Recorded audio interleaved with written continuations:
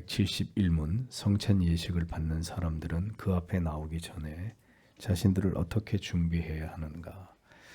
성찬 예식을 받는 사람들은 그 앞에 나오기 전에 자신들이 그리스도 안에 있는가에 대해 성찰하고 자신들의 죄와 부족함에 대해 자신들의 지식과 믿음과 회개와 하나님과 형제들을 향한 사랑과 모든 사람에 대한 긍휼함과 자신들에게 잘못된 자들을 용서함에 있어서의 진실성과 그 분량에 대해 그리고 그리스도를 따르는 자신들의 열망과 자신들의 순종에 대해 성찰하고 또한 진지한 묵상과 뜨거운 기도로 이 은혜들의 실천을 새롭게 함으로써 성찬을 준비해야 한다.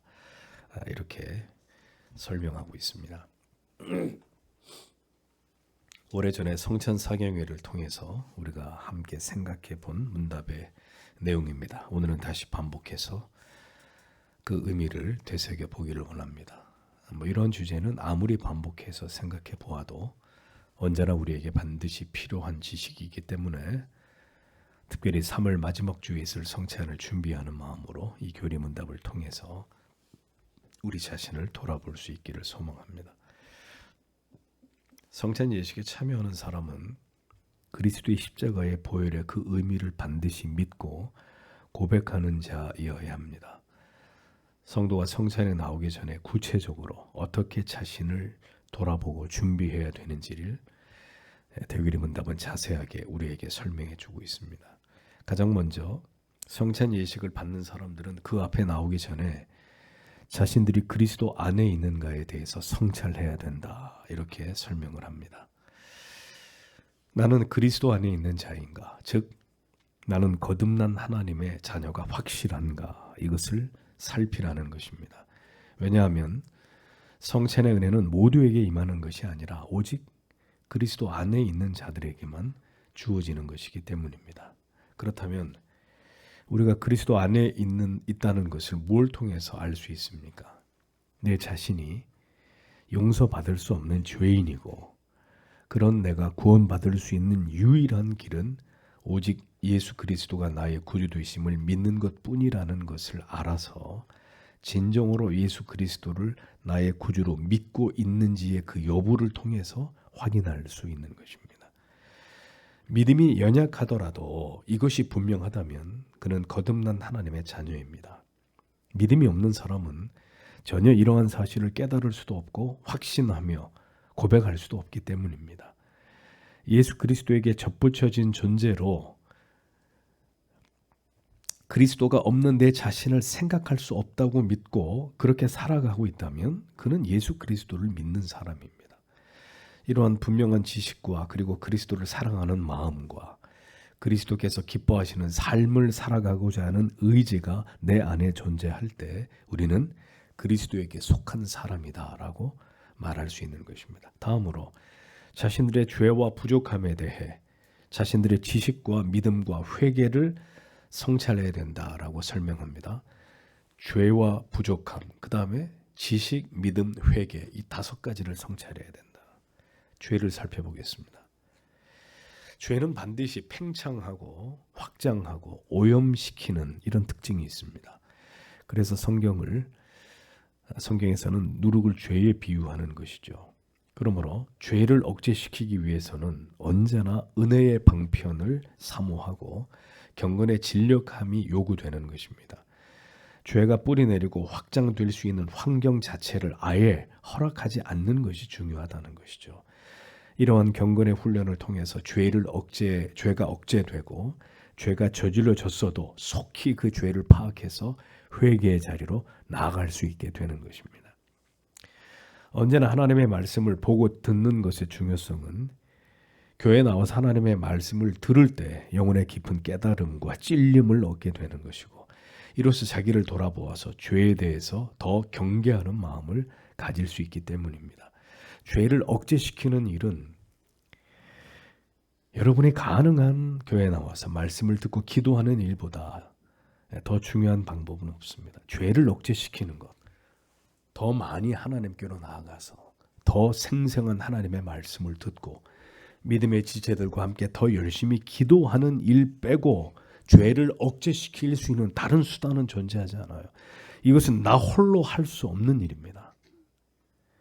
그래서 이것을 귀찮아하고 멀리하면서도 죄에 민감하고 돌아보면서 죄를 경계하는 삶을 살아가는 그런 일은 쉽지 않단 말이죠. 은혜를 받으면 죄에 민감해지게 되고 영혼을 잘 돌보고 싶은 마음이 생기게 되고 그 마음은 말씀을 듣는 자리와 기도하는 자리를 사모하게 되는 것으로 나타나기 마련입니다. 그렇게 은혜를 사모하는 마음과 비례해서 죄와 멀어지는 것임을 안다면 우리가 죄를 멀리하기 위해서 그렇게 은혜를 사모함이 있었는지를 성찬에 나아가는 자는 반드시 자신을 돌아보아야 합니다. 그리고 그 일에 언제나 부족함이 있었다면 회개가 뒤따라야 되는 것이죠. 충분히 성경을 읽을 시간이 있었고 기도할 여유가 있었습니다. 주중에도 기도에 나아갈 수 있는 시간이 있었음에도 불구하고 언제나 나를 더 생각하고 사랑해서 이러한 은혜의 방편을 가까이 하고 교회를 가까이 함에 나의 부족함이 보였다면 이것에 대해서 하나님 앞에 분명히 자신을 돌아보아서 회개가 필요한 것이라는 겁니다. 현대인들은 바쁘고 피곤하다는 말을 입에 달고 살아갑니다. 그러나 성도 여러분 잘 생각해 보십시오. 과연 우리가 무엇 때문에 그렇게 바쁘고 무엇 때문에 그렇게 피곤해야 합니까? 우리의 영혼보다 나의 구원보다 더 중요한 문제가 어디 있습니까? 부디 육을 위해서만 살지 마시고 영혼을 위해서 살고자 하는 지혜가 우리 모두에게 있게 되기를 소망합니다. 다음으로 지식과 믿음과 회개를 성찰해야 된다라고 설명하고 있습니다. 성찬도 성찬에 대한 바른 지식을 가지고 있을 때 성찬을 잘 준비할 수 있듯이 신앙도 하나님을 신앙하는 일에 필요한 지식을 바르게 배워 나아가고 영혼에 쌓아 나아갈 때 그 믿음이 올바로 성장할 수 있음은 당연한 것입니다. 그러므로 하나님을 아는 거룩한 지식을 추구하는 일에 얼마나 열심히 있었느냐 우리가 이것을 돌아볼 필요가 있다는 것입니다. 성경을 읽으면서 신앙에 도움이 되는 경건한 서적들을 탐독하고 신앙의 지식이 발전되어 가는 일에 구체적으로 내 삶에 어떤 노력들을 기울였는지에 대해서 점검해 보아야 한다는 거죠. 우리의 믿음은 자라가고 있습니까? 요즘 어머니들은 아이들의 키가 자라는 것에 대해서 상당히 많은 돈을 쓰시는 것 같습니다. 또 서울대 의대에 들어가기 위해서 초등학교 때부터 이게 정해진 코스가 있더라고요. 그러니까 부모가 열심을 가지고 서울대학교 의대에 들어가기 위한 코스를 초등학교 때부터 그 코스에 집어넣어서 아이를 이렇게 양육해 간다는 이런 기사를 본 적이 있습니다. 다 좋습니다. 그런데 정말 우리에게 중요한 것은 믿음이 자라는 것입니다. 우리와 우리의 자녀들의 믿음이 자라고 있는지를 점검해 보십시오. 왜 자녀들의 다른 문제에 대해서는 그들이 사회에 필요한 스펙을 쌓아가는 일에 대해서는 그토록 신경을 쓰시면서 자녀들의 신앙에 대해서는 무관심한 것입니까? 우리는 우리의 믿음이 더 성장해 가고 있는지를 늘 점검하고 또 점검하고 점검해야 합니다. 우리는 더 열심히 예수를 믿고 있고 우리의 믿음이 성장하기 위해 필요한 자양분을 우리 영혼에 충분히 공급하고 있는지를 생각해 보셔야 합니다. 믿음은 그냥 저절로 자라지 않습니다. 그것이 우리의 의지로 되어지는 일이 아니기에 오랫동안 참고 기다리시던 주님은 결국 우리에게 고난을 주시는 것이고 이런저런 계획을 통해서 믿음이 성장해 나아가도록 하나님은 역사하십니다. 믿음이 자라기 위해서 오늘도 우리의 삶에 벌어지는 일들에 대해서 우리가 지금 어떻게 반응하고 있는지 잘 생각해 보십시오. 우리의 회개는 매일 진실하고 신속하고 간절한지를 돌아봐야 합니다. 영혼이 맑고 투명한 잔잔한 호수에 누군가 돌을 던지면 어떻게 되죠? 파문이 호수 가운데서부터 끝까지 파문이 이는 것처럼 작은 죄라도 영혼에 침투하게 될 때 영혼의 파장이 일어나게 되고 그렇게 신자의 영혼과 마음은 고통을 느끼게 돼 있습니다. 고요한 호수에 돌을 던지면 금세 그 파문이 우리의 눈에 들어오는 것처럼 영혼이 맑고 투명한 자는 죄가 침투해 들어오면 금방 내 영혼이 아파한단 말입니다. 괴로워하고 그 죄의 문제를 신속하게 처리하려고 하는 마음을 갖게 됩니다. 그러니까 강팍하다는 게 뭐냐? 작은 돌이 아니라 바위를 던져도 끄떡도 하지 않는 거죠. 어디 할 테면 해봐라. 나는 내 식대로 간다. 이게 강팍한 영혼입니다. 여러분이 마음을 다해 회개하신 기억이 언제이십니까? 회개가 진실하고 신속하고 간절하게 이루어지지 않고 있다는 것은 이미 우리의 영혼이 타락했다는 것을 보여주는 것입니다.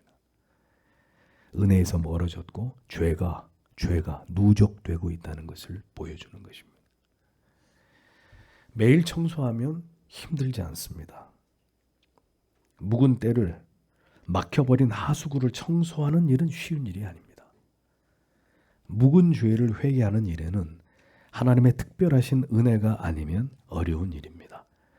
회개가 막혀 있다면 특단의 조치가 필요합니다. 회개의 영혼을 회개를 통해 영적 회복을 바랬던 다윗이 보여준 태도를 보십시오. 그는 비수 같은 나단 선지자의 말씀에 찔림을 받았고 그 말씀에 거꾸러져서 금식하는 일이 따랐습니다. 그리고 그는 눈물로 회개했습니다. 회개의 영을 부어주시기를 기도하면서 말씀 앞에 엎드려야 합니다. 그 다음에 금식을 하면서 더 자기의 영혼에 집중해야 합니다. 주님, 이렇게 가는 것은 위험한 일입니다. 내 영혼에 깊은 병이 들었습니다. 그러면 곡기를 끊고라도 자기 영혼에 집중을 하셔야 합니다. 마음을 그렇게 낮추면서 하나님의 긍휼을 구할 때 하나님은 반드시 그렇게 긍휼을 구하는 자에게 회개하려고 하는 자에게 회개할 수 있는 은혜를 주십니다. 나에게 그런 회개가 이어지고 있는지를 성찬에 나아가기 전에 교리는 반드시 우리가 성찰할 필요가 있다라고 설명하고 있습니다. 이어 하나님과 형제들을 향한 사랑과 모든 사람에 대한 긍휼함을 돌아보라고 말합니다. 하나님을 향한 사랑, 형제들을 향한 사랑, 모든 사람에 대한 긍휼이 내게 있었느냐? 자, 그럼 첫 번째, 하나님을 사랑함이 있었습니까? 하나님도 그렇게 생각하실까요? 내가 사랑을 받고 있는 것인지에 대해서 사람들은 항상 목말라 합니다. 내가 지금 사랑을 받고 있나? 사람은 모두 사랑을 필요로 하죠. 그러니까 사랑받지 못한다고 느낄 때 인간은 가장 불행해지기 마련입니다. 그래서 사랑을 표현하는 일에 우리는 우리가 생각하는 것보다 더 많은 노력을 하셔야 됩니다. 나는 내 남편에게 충분히 사랑을 표현하고 있다. 천만에요. 물어볼까요, 남편들에게? 나는 내 아내에게 충분히 사랑을 표현하고 있다. 아내들에게 물어볼까요? 나는 내 부모님에게 충분히 사랑을 표현하고 있어. 부모님들이 정말 그렇게 생각하실까요?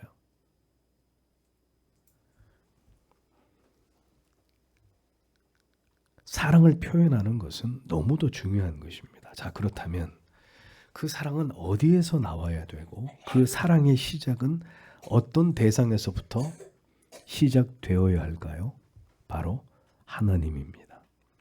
하나님을 지극히 사랑하게 될 때 그 사랑으로 형제를, 지체들을 나아가서 세상에서 만나는 자연인들까지도 사랑하면서 그들을 긍휼히 여길 수 있는 마음이 우리 안에 채워지는 것입니다. 하나님을 지극히 사랑하는 일 또한 역설적이게도 하나님의 사랑을 받아야 우리가 하나님을 사랑할 수 있는 것입니다.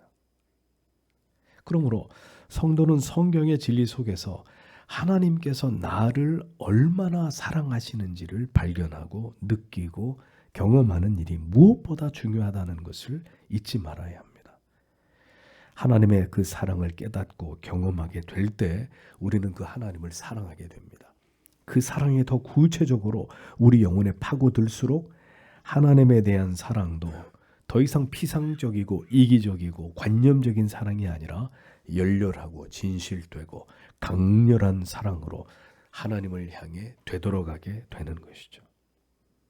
그러므로 성도 여러분, 세상의 어떤 것으로 나를 만족시킬 수 없음을 알고 더 하나님 안에서 참 사랑을 경험하고 그 사랑이 나를 너무나 행복하게 만드는 그 신앙의 삶을 살아가기 위해 힘쓰는 자들이 되십시오.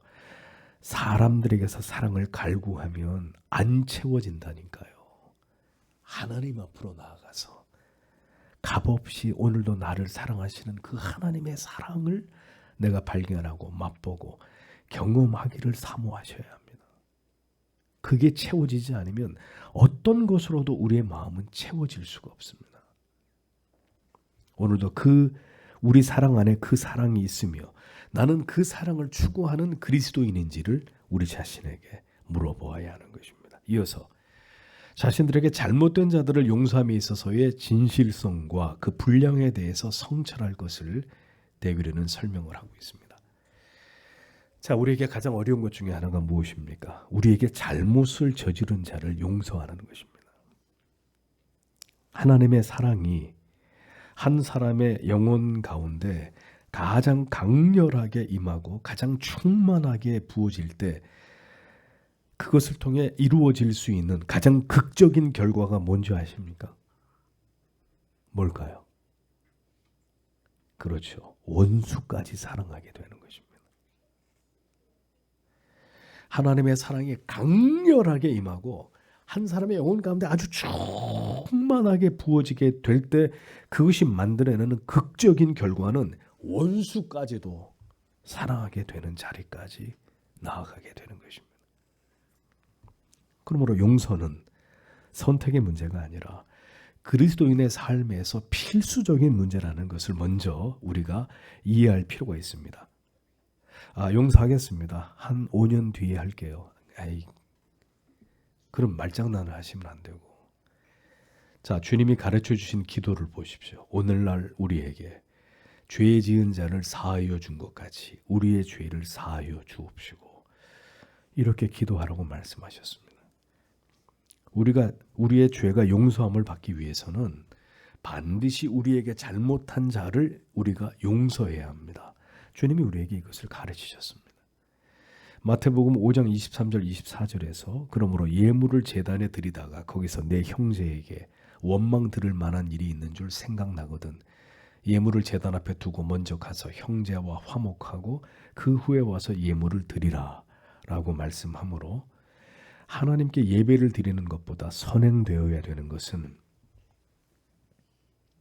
화목하고 화해하고 용서하는 것이다. 주님은 분명히 이것을 강조하신 것을 볼 수 있습니다. 그러므로 주께서 사랑하시는 성도 여러분, 부디 우리의 자존심을 제발 버리십시오. 나를 지독하게 사랑하기 때문에 용서하지 않으려고 하고 먼저 화해의 손을 주고도 내밀지 않는 것입니다. 나를 지독하게 사랑하기 때문에 이게 죄라는 것을 왜 못 깨달으십니까?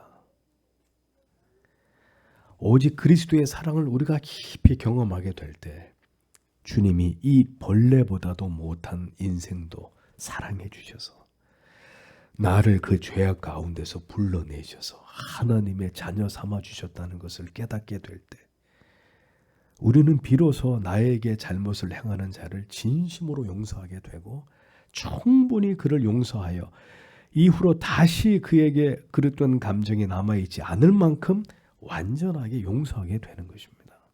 그런데 아직 내가 어떤 사랑을 받아서 나 같은 죄인이 예수께 용서함을 받았다는 것에 대해서 이게 피부적으로 체감이 안 됐기 때문에 이를 부득부득 갈면서 저는 죽어도 용서 안 할 겁니다. 눈에 핏발을 세우면서 그리스도인이 그 자세를 고집하는 것입니다.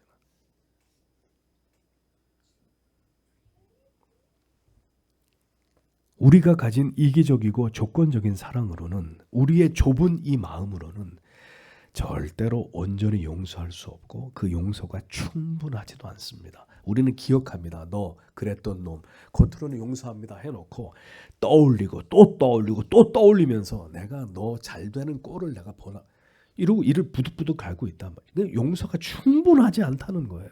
아직도 여기 뭐가 남아있다는 거죠. 그러니 기도해야 합니다. 나 같은 죄인을 용서해 주신 그 예수의 사랑이 나에게 충만하게 부어지게 되고, 그 사랑으로 나도 나에게 아픔을 준 자를 온전히 용서할 수 있게 해주시기를 하나님께 간구해야 되는 것입니다. 그것이 흘러가는 세월 속에 저절로 되는 것이 아니라 하나님 앞에 기도해야 된단 말이에요. 우리가 그렇게 누군가를 용서하기 위해서 진심을 다했는지를 돌아봐야 된다. 대교회는 우리에게, 성찬을 준비하는 자들에게 말씀하고 있는 것입니다. 정말 누군가를 내 가슴에서 그를 향해 가지고 있던 피 묻은 칼을 던져버리고 그 사람을 진정으로 용서하기 위해서 내가 떼굴떼굴 굴러봤냐 이거예요. 제발 하나님 용서하게 하시든지 저를 데려가시든지, 하나님 이렇게 살 수는 없습니다.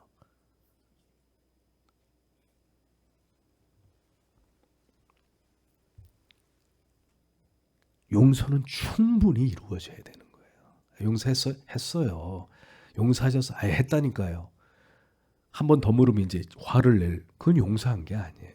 용서한 게 아니에요. 이어서 그리고 그리스도를 따르는 자들의 열망과 자신들의 순종에 대해 성찰해야 된다고 교리는 설명합니다. 사랑이 식어지는 것, 열정이 식어지는 것, 그것은 우리의 삶의 행복을 빼앗아가는 일이죠. 아무리 일이 힘들어도 나를 사랑해주는 사람들이 있고 그들의 응원이 있으면 모든 걸 이겨낼 수 있어요. 열정이 생깁니다. 그러나 그런 사랑의 지지와 응원이 없으면 열정은 사라져버리게 되고 권태와 실증이 그 자리를 대신하는 것입니다. 그러므로 그리스도인이 그리스도를 따라가는 일에 열망과 기꺼이 그리스도의 도에 순종하려면 그 열정에 불을 피우는 에너지가 충분해야 될 것입니다. 그 에너지는 누구에게서 비롯되느냐? 그리스도에게서부터 비롯되는 것이죠. 예수 그리스도께서는 오늘도 넘치는 사랑으로 자신에게 다가오는 자들에게 크신 사랑과 긍휼을 베풀어 주십니다. 성도 여러분, 제발 머리로만 믿으려고 하지 마시고 가슴으로 예수 그리스도를 믿으려고 하세요. 제발 무릎으로 예수를 믿으려고 노력해 보세요. 편안하게 그렇게 예수를 믿지 마시고 그 사랑을 경험하면서 그 사랑의 힘으로 열정적으로 주님의 뒤를 쫓게 하십니다. 그러므로 성도는 예수 그리스도 안에 있는 그 사랑을 맛보고 즐거워하고 그것으로 인해서 참 행복을 누리는 자들이 되어야 합니다. 그럴 때 그 사랑으로 더 열망을 가지고 그리스도를 닮아가기를 소망하게 되고 기꺼이 그 도에 순종하고 복종하기를 즐거워하게 되는 것입니다. 그리스도를 알아감으로 그에게서 비롯되는 영혼의 참 즐거움과 기쁨이 없이는 절대로 그리스도를 닮아가고자 하는 열정이 생겨날 리가 없고 그 도에 즐겨 순종하고 싶은 마음이 일어날 수 없습니다. 그러하기에 신앙이 무미건조하고 구태의연해지는 것입니다. 그 끝은 믿음의 자리에서 미끄러지는 것으로 혹은 신앙의 습관과 관성만으로 그 자리를 지키고 있는 형식적인 신앙으로 결국 전락해버리고 마는 것입니다. 그리스도에게 더욱 집중해서 그 사랑을 맛보고 경험하는 것이 우리의 신앙에서 무엇보다 중요한 주제가 되어야 된다라는 사실을 기억하십시오. 진지한 묵상과 뜨거운 기도로 이 은혜들의 실천을 새롭게 함으로써 성찬을 준비해야 된다. 이렇게 설명하고 있습니다. 진지한 묵상, 뜨거운 기도가 점점 성도님들에게서 멀어지고 있는 이유는 딱 한 가지. 우리가 절대로 가까이 하지 말아야 될 우리의 영혼을 가장 강력하게 유혹하는 세상의 볼거리들 때문입니다. 이미 우리의 신체의 일부가 되어버린 스마트폰, 태블릿, 여기서 쏟아져 나오는 영상 정보들, 우리의 말초신경을 자극해서 도파민을 과분비시키는 모든 요소들, 이런 것들을 절제하지 못하면 진지한 진리의 묵상과 깊고 간절하며 뜨거운 기도는 우리에게서 더욱 멀어지게 될 것입니다. 어린 자녀들 잘 들으세요. 엄마 아빠 말씀 안 듣고 컴퓨터 그만해라, 게임 그만해라, 스마트폰 태블릿 그만해라 하는데 말 안 듣고 계속 그거 쳐다보다가는 바보 됩니다. 바보. 아무리 책을 펴놓고 공부를 하려고 해도 하나도 머릿속에 들어오지 않는 바보가 됩니다. 담배를 피우고 술을 먹으면 단명할 수밖에 없는데도 사람들은 계속 술을 먹고 담배를 피우고 마약을 하면서 몸에 해로운 일을 계속 하다가 어떻게 되죠? 100년, 200년 사나요? 어느 날 허무하게 죽습니다. 영혼의 해로운 것을 끊지 않으면서 영혼이 건강해지기를 바라는 것은 모순되고 어리석은 일입니다. 진지하게 말씀을 묵상하는 가운데 생애적인 은혜와 깨달음을 얻고 뜨거운 기도 속에서 결국 하나님을 더 깊이 경험하면서 내 자신의 죄가 응어리졌던 그 죄가 분쇄되고 녹아내리는 이런 경험들을 해야 그리스도 예수의 사람들이 되는 것이죠. 응? 그게 하루아침에 어디서 뚝 떨어지냐고요. 그 크신 사랑과 인애와 선하심을 맛보는 즐거움을 누리고 은혜의 방편들을 통해서 내 영혼이 새로워지는 것을 경험하게 될 때 그가 성찬에 나아가 누리게 되는 신령한 축복도 배가 되는 것입니다. 모든 것이 그렇게 하나님이 보시기에 합당할 때 우리의 신앙은 가장 행복해지게 되는 것이고 하나님은 우리를 통해 가장 위대한 영광을 받으시고 그 하나님을 신앙하는 우리의 모든 날들이 기쁨이 될 수 있는 것입니다. 성찬식은 그 성찬에 나아가 행하는 단회적 행위만으로는 절대로 은혜를 누릴 수 없습니다. 그 한 번의 성찬을 위한 성도의 치열한 삶이 수반되어야 합니다. 우리를 위해 예비된 그 은혜를 누리기 위한 경건한 프로세스가 과정이 반드시 우리에게 요구된다는 것을 우리는 이제 분명히 알고 계시리라 믿습니다. 그러므로 오늘도 이 귀한 진리의 지식이 여러분의 영혼을 하나님의 신령한 은혜를 담는 보배로운 그릇으로 만들어 주시기를 소망합니다. 이 모든 것을 깊이 생각하시고 점검하시면서 남겨진 기간 통해서 성찬을 잘 준비하시는 여러분 모두가 되시기를 축복합니다. 기도하겠습니다.